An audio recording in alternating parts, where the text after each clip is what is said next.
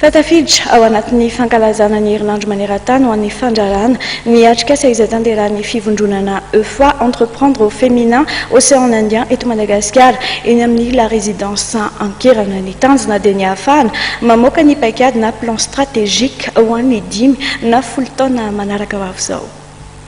Valtaona izay no nisian'ny fivondronana EFOI Madagasikara izay tariny Ramatoa Sylvia Padres ary hita fa mihamahazovana eo amin'ny seritry ny fandrarahana ny vehivavy.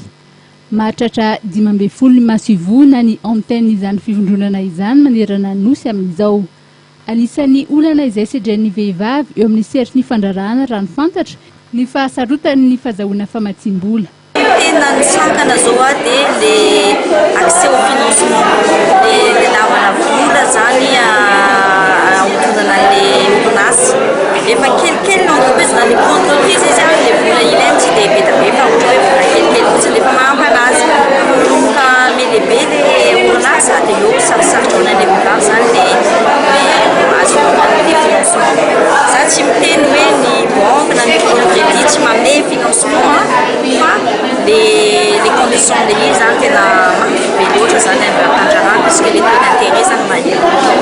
Mandritra ny 3 andro moa dia misy ny atrikasa-pirenena mikasika ny fampandrosoana ho an'ny rehetra na ny développement communautaire inclusif sy ny fandraisana andraikitra amin'ny alalan'ny asa maitso na ny emploi vert. Nanome voninahitra ny fanokafana izany atrikasa izany nisy olo tena maritry ny PNUD eto Madagasikara Fatma Samoura. Ny PNUD izay niara-niasa tamin'ny fivondronana EFOI nanomboka ny taona 2014. Manana anjara toerana lehibe eo amin'ny fahefana ara-toe-karena ny vehivavy raha ny fanamariana ny entiny. Ny ministera Piay amin'ny alalan'ny sekretera jeneraly ny ministeran'ny indostria sy ny fampandrosoana ny sehatra tsy miankina no nanokatra tamin'ny fomba ofisialy ity atrikasa ity.